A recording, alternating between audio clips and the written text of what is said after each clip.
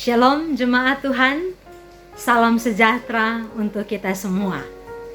Kiranya Bapak Ibu yang ada di rumah masing-masing, ketika saya menjumpai Bapak Ibu pagi hari ini, semuanya dalam keadaan yang sehat, dalam perlindungan dan pertolongan Tuhan. Jika ada yang sakit, kita mendukung selalu di dalam doa, sehingga Bapak Ibu tetap dalam pemeliharaan Tuhan. Baik Bapak Ibu, kita akan masuk di dalam perenungan firman Tuhan.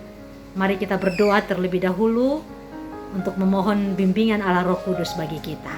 Kita berdoa. Kami bersyukur atas segala anugerah yang Tuhan berikan kepada kami. Pagi hari ini kesempatan bagi kami untuk kembali lagi merenungkan firman Tuhan.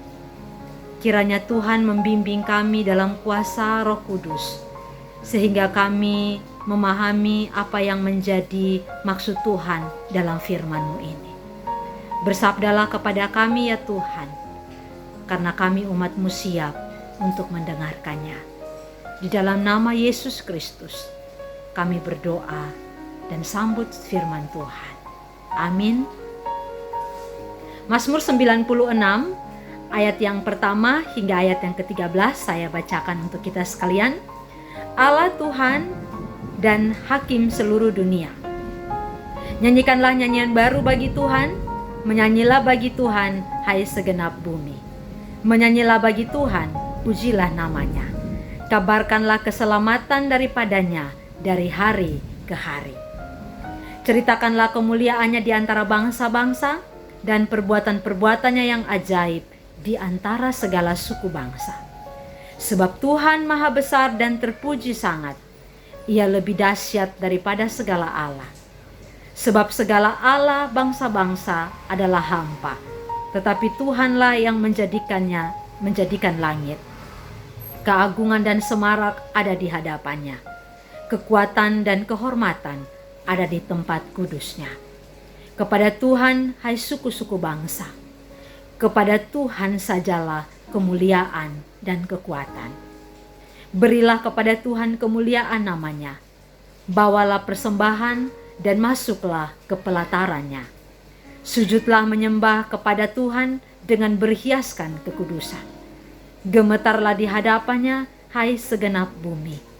Katakanlah di antara bangsa-bangsa, Tuhan itu Raja. Sungguh tegak dunia dan tidak goyang. Ia akan mengadili bangsa-bangsa dalam kebenaran. Biarlah langit bersukacita dan bumi bersorak-sorak. Biarlah gemuruh laut serta isinya. Biarlah beria-ria padang dan segala di atasnya. Maka segala pohon di hutan bersorak-sorai di hadapan Tuhan, sebab Ia datang. Sebab Ia datang untuk menghakimi bumi.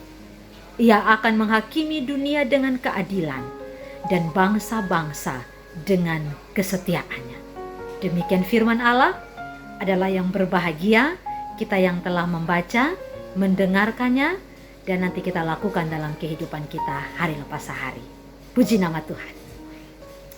Jemaat yang dikasihi oleh Tuhan Yesus Kristus, ada sebuah lagu yang sudah lama kita nggak nyanyikan lagu ini, karena memang kita masih di rumah masing-masing.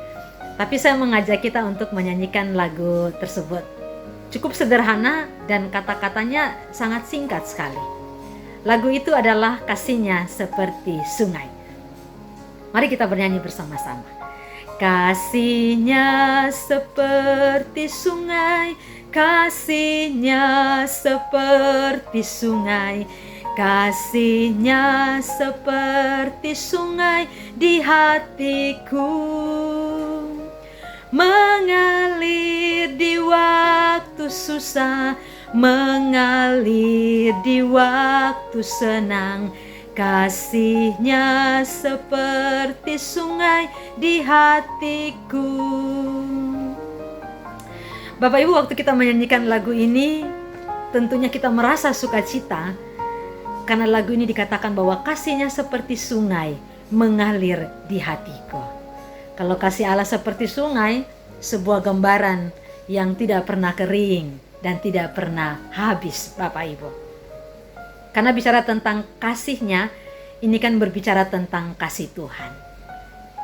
Saudara-saudara, lagu ini adalah sebuah lagu yang dinyanyikan oleh para budak. Latar belakang dari lagu ini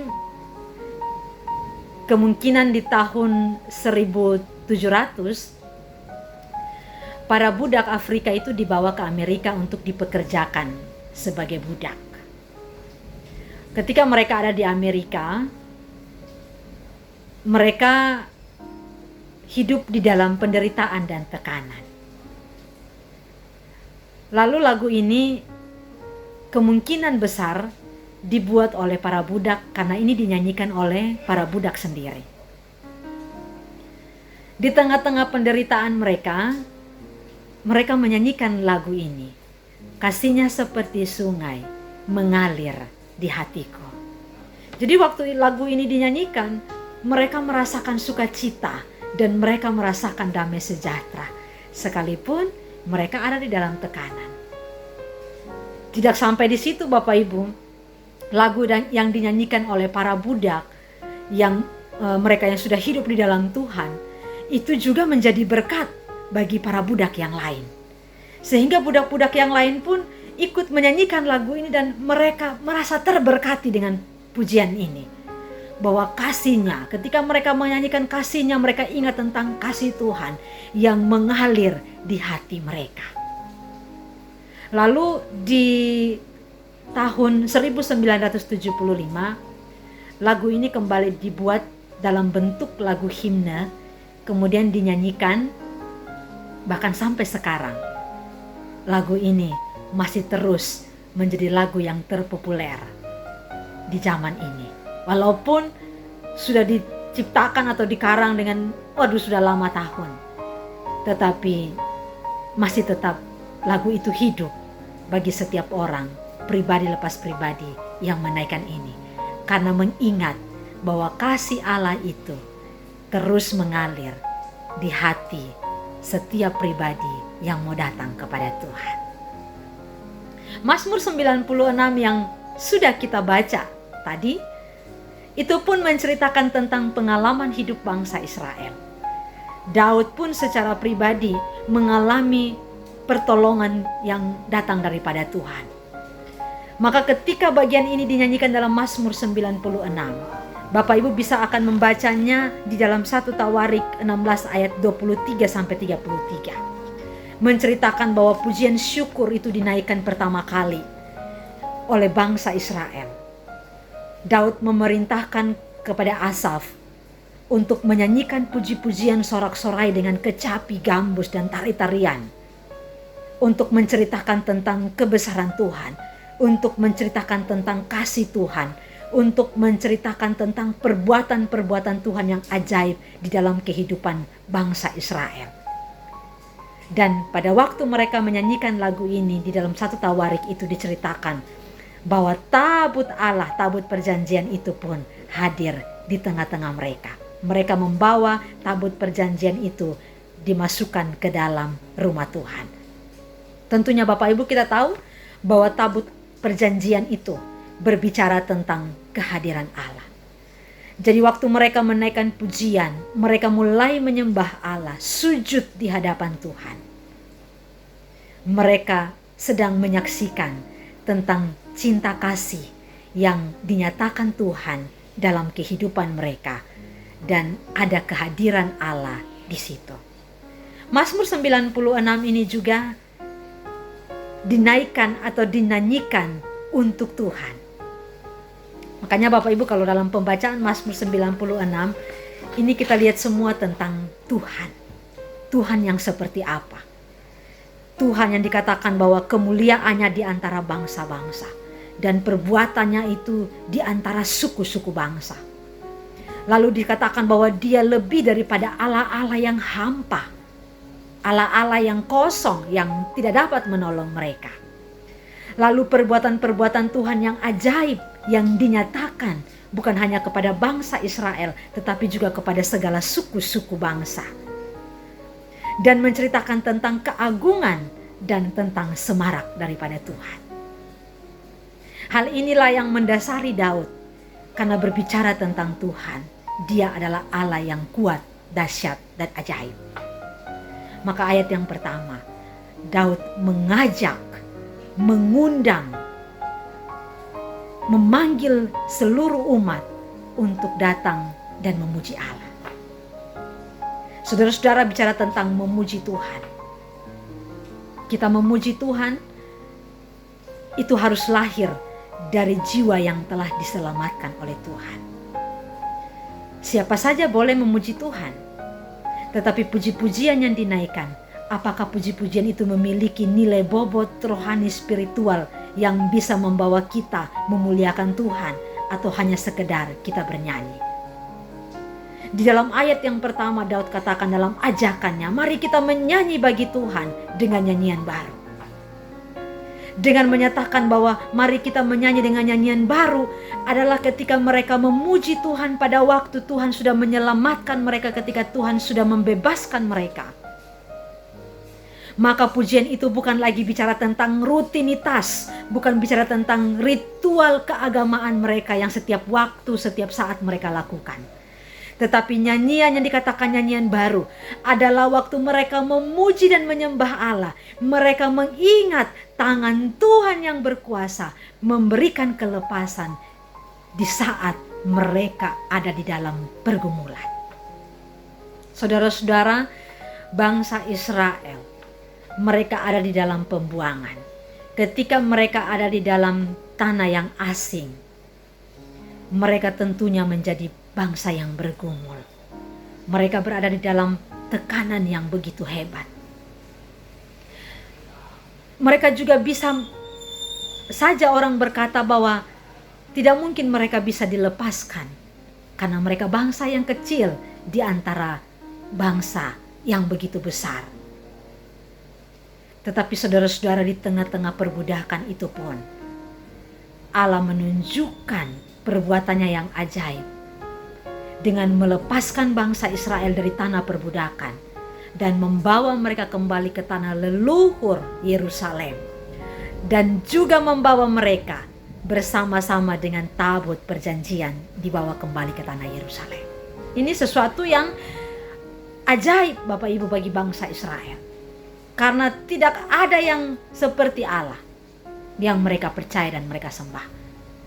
Maka Daud mengajak dan mengundang semua umat Tuhan bangsa Israel, ayo mari kita sembah Tuhan lewat nyanyian yang baru, dengan segenap hati, dengan segenap jiwa, dengan segenap akal budi kita menyanyi untuk Tuhan, karena Dia begitu ajaib dan dahsyat memberikan pertolongan kepada setiap kita. Nah, inilah yang lahirlah Mazmur 96 mengungkapkan tentang Tuhan. Jadi Mazmur 96 dibagi dalam dua bagian. Yang pertama adalah bicara tentang Tuhan satu-satunya Allah. Tidak ada yang bisa dibandingkan dengan Dia. Mau disamakan dengan Allah-Allah yang lain. Tadi Alkitab berkata bahwa Allah-Allah yang lain itu hanya hampa, kosong. Mereka itu tidak bernyawa, tidak hidup, dan tidak akan pernah memberikan sesuatu yang baik. Tetapi Tuhan itu hidup, dan kehidupan itu yang dinyatakan bagi bangsa Israel. Lalu di dalam ayat yang ke-7 hingga ayat yang ke-13 ini bicara tentang dua poin, yaitu Tuhan adalah Raja dan Tuhan adalah Hakim. Makanya di dalam bagian ini sampai kepada eskatologi tentang kedatangan Tuhan kali yang kedua, yaitu tentang penghakiman Tuhan. Lalu ajakan ini mengungkapkan tentang Dia adalah Raja. Saudara-saudara, kalau kita bicara tentang Tuhan adalah Raja, seorang Raja, Dia adalah pemimpin dan pemilik alam semesta. Sebagai Raja, Dia berdaulat dan berkuasa atas segala yang bernyawa di muka bumi. Sebagai Raja, segala keputusan, segala kebijakan itu ada di tangan Raja.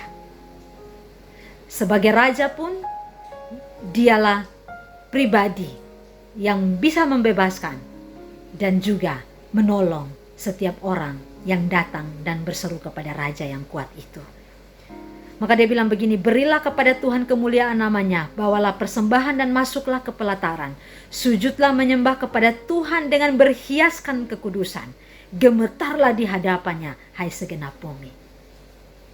Jadi kalau yang pertama, bangsa Israel memuji Tuhan karena perbuatan Tuhan dalam hidup mereka.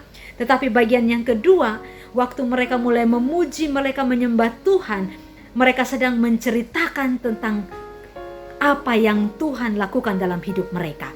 Kesaksian-kesaksian hidup mereka melalui puji-pujian tentang Tuhan. Itu akan membawa suku-suku bangsa, orang-orang di sekitar mereka yang belum percaya pun akan datang menyembah kepada Tuhan yang hidup. Dan menceritakan tentang bagaimana Tuhan sebagai hakim yang adil itu akan menghakimi mereka, akan menghakimi setiap manusia yang percaya Tuhan atau yang tidak percaya kepada Tuhan. Pada waktu kedatangan Tuhan kali yang kedua, setiap orang tidak akan pernah luput daripada penghakiman Tuhan. Allah akan menghakimi, dan Dia sebagai hakim yang adil akan menghakimi seadil-adilnya manusia. Itu Tuhan yang adil. Maka memang Mazmur 96 ini syarat dengan penuh puji-pujian, pengagungan kepada Allah. Maka bagian ini pun hari ini mengajak saya sebagai pribadi, sebagai hamba Tuhan, bahkan Bapak Ibu sebagai jemaat, kita semua pun diundang, diajak untuk memuji Tuhan. Tetapi pujian yang naik dari diri kita, yang keluar dari hidup kita, harusnya puji-pujian yang lahir dari pengalaman-pengalaman spiritual yang pernah kita alami bersama dengan Tuhan. Pertama, ketika kita memuji Tuhan karena Dia telah menyelamatkan kita. Dia menyelamatkan hidup kita, manusia yang berdosa diangkat untuk hidup dalam kemuliaan Tuhan. Yang kedua, mari kita memuji Tuhan karena kita tahu bahwa Dia Raja dalam hidup kita, dan hanya Dialah yang kita patut sembah, dan kita memberikan persembahan syukur kita kepada Tuhan. Tidak ada yang lain dalam hidup kita untuk kita puji dan kita sembah selain daripada Tuhan. Apalagi pujian itu kembali kepada diri kita, tidak boleh. Karena bagian ini dia bilang, semua syarat pujian itu harus datang kepada Tuhan, lahir dari Tuhan dan kembali kepada Tuhan. Karena itulah nyanyian baru. Dan yang ketiga, waktu kita memuji Tuhan, pengalaman-pengalaman spiritual yang Tuhan berikan kepada kita harus kita ceritakan supaya orang lain pun dapat mengalami Allah melalui kesaksian-kesaksian hidup kita. Saudara-saudara yang dikasihi oleh Tuhan Yesus Kristus, tentunya pengalaman kita memuji Tuhan itu berbeda-beda. Ada orang yang punya lagu kesukaan untuk dia nyanyikan. Waktu dia menyanyikan lagu kesukaannya, dia betul-betul merasakan kehadiran Tuhan. Tapi juga ada yang hari ini menyanyi, ya udah sekedar nyanyi aja. Hanya sekedar puji-pujian. Tetapi hari ini dalam Mazmur 96 Bapak Ibu, kita melihat bahwa puji-pujian itu hidup. Dan puji-pujian itu memiliki nilai kekuatan yang cukup besar. Melalui puji-pujian itu, orang bisa datang dan menyembah Tuhan. Orang dapat percaya kepada Tuhan itu melalui puji-pujian kita. Maka kalau kita bernyanyi, bernyanyilah dengan sepenuh hati. Walaupun suaranya fals sedikit gak apa-apa Bapak Ibu. Yang penting nyanyi. Karena nyanyi yang keluar dari hati tidak ditentukan oleh fals atau tidak fals Bapak Ibu. Tetapi bagaimana lahir dari sesuatu yang hidup dalam diri kita. Maka bernyanyilah dengan sungguh-sungguh. Lalu bagaimana kita harus memuji Tuhan? Atau waktu yang seperti apa kita dapat memuji Tuhan? Bagian ini tadi dia sudah katakan bahwa kabarkanlah keselamatan yang daripadanya dari hari ke hari. Berarti kalau kita memuji Tuhan tidak ditentukan. Oke, kita nyanyi. Kalau kita senang, kalau kita lagi susah, jangan memuji Tuhan. Atau waktu kita dalam keadaan yang putus asa, kita tidak bersyukur kepada Tuhan. Tapi dikatakan bahwa pujian keselamatan itu harus setiap hari, hari lepas sehari harus kita nyanyikan, harus kita siarkan kepada seluruh dunia. supaya orang-orang di sekitar kita pun mereka mendapatkan kehidupan yang baru. Saudara-saudara, pengalaman spiritual kita dengan Tuhan itu akan menolong kita untuk betul-betul tahu tentang Tuhan. Pengalaman hidup kita bersama dengan Tuhan atau pengalaman yang Tuhan izinkan untuk kita alami, itu menolong kita sebagai salah satu cara Allah untuk memandang kita sebagai pribadi yang tahu dasar yang kuat tentang Allah yang kita sembah dan Allah yang kita puji. Tahu tentang Tuhan seperti apa, maka pasti kita akan memuji Tuhan dengan benar. Kalau kita mengenal Tuhan yang seperti apa, kita pasti akan mengagungkan nama Dia dengan tepat. Bapak Ibu yang dikasihi oleh Tuhan Yesus Kristus, apa yang menjadi pengalaman hidup Bapak Ibu yang dapat Bapak Ibu siarkan dan ceritakan sebagai rasa syukur kepada Tuhan? Karena tangan Tuhan yang berkuasa itu sudah menolong kita. Pengalaman hidup keluarga kami di tahun ini adalah pengalaman yang cukup luar biasa bagi kami keluarga. Kami harus kehilangan orang-orang yang kami kasihi. 1 tahun ini sudah 3 orang yang kami kasihi itu dipanggil oleh Tuhan. Di tengah-tengah duka cita itu Bapak Ibu, kami punya nyanyian syukur yang selalu kami naikkan di hadapan Tuhan. Nyanyian itu adalah kami memuji kebesaran-Mu. Ajaib Tuhan, ajaib Tuhan. Pengalaman duka cita yang kami alami memang kami bersedih dan berduka. Tetapi membawa kami untuk kembali melihat bahwa Tuhan itu berkuasa atas hidup manusia. Bahwa tidak ada satu jalan apapun dalam hidup kita untuk dapat menyombongkan diri karena hidup dan mati itu di tangan Tuhan. Kadang-kadang apa yang tidak kita kehendaki itulah yang dipimpin oleh Tuhan. Saudara-saudara, yang paling kami takutkan tahun ini dalam keluarga kami adalah Tuhan jangan panggil orang yang kami kasihi itu di tengah-tengah pandemi ini. Karena takutnya kalau Tuhan panggil orang yang kami kasihi, kami tidak bisa kembali untuk berjumpa dengan orang-orang yang kami kasihi dalam kedukaan kami. Tetapi justru apa yang saya takutkan, apa yang saya gumulkan, itulah yang Tuhan izinkan untuk saya alami dan keluarga alami. Tuhan memanggil pulang orang tua terkasih kami. Tetapi disitulah kami selalu melihat bahwa tidak pernah kami ditinggalkan sendiri oleh Tuhan. Di saat duka kami melihat tangan Tuhan yang berkuasa itu hadir untuk memberikan penghiburan yang besar kepada kami semua. Maka kalau sampai hari ini kami dapat berkata bahwa Tuhan itu baik, itu betul adanya Bapak Ibu. Kami merasakan bahwa Tuhan baik. Kebaikan yang Tuhan tunjukkan adalah Dia menjadi benteng hidup kami. Sebagai Raja, Tuhan itu betul-betul menunjukkan dirinya sebagai pembela bagi kami di saat kami dalam kesusahan. Dan sampai hari ini ketika kami bisa menyaksikan bahwa perbuatan Tuhan yang ajaib, saya secara pribadi mengakui pujian itu harus lahir dari pengalaman spiritual yang Allah izinkan untuk kita dapatkan. Maka itu akan memuji Tuhan dengan pujian yang sungguh-sungguh. Saudara-saudara, kalau hari ini Tuhan izinkan kita ada di dalam lembah yang kelam, kalau Tuhan izinkan kita ada di dalam situasi yang mungkin kita tidak mau untuk ada di dalam situasi itu, tetapi kata orang, mau gak mau kita ada di dalam situasi itu dan Tuhan izinkan kita untuk masuk dalam pergumulan yang berat. Saudara harus dapat melewati itu dengan tetap memandang kepada Tuhan yang adalah Raja. Karena sebagai Raja, Dia sanggup untuk melakukan cara apapun untuk menolong kita dan memberikan jalan keluar. Ingat, kita tidak sendiri di tengah-tengah kesulitan kita.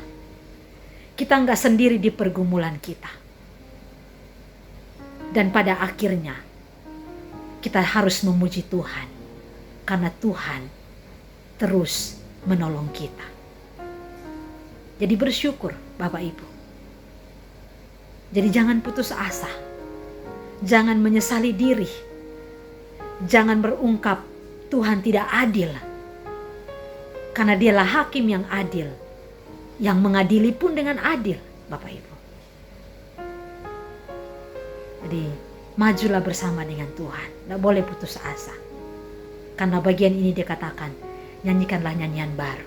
Nyanyian kita itu lahir dari pengalaman spiritual yang telah Allah izinkan untuk kita lewati.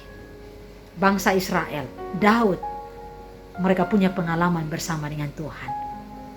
Dan waktu mereka memuji Tuhan, bukan lagi rutinitas, tetapi itu karena punya pengenalan yang baik dan benar akan Tuhan. Dan yang terakhir, puji-pujian kita, ucapan syukur kita, penyembahan kita, itu menolong dan membawa orang lain pun untuk percaya kepada Tuhan.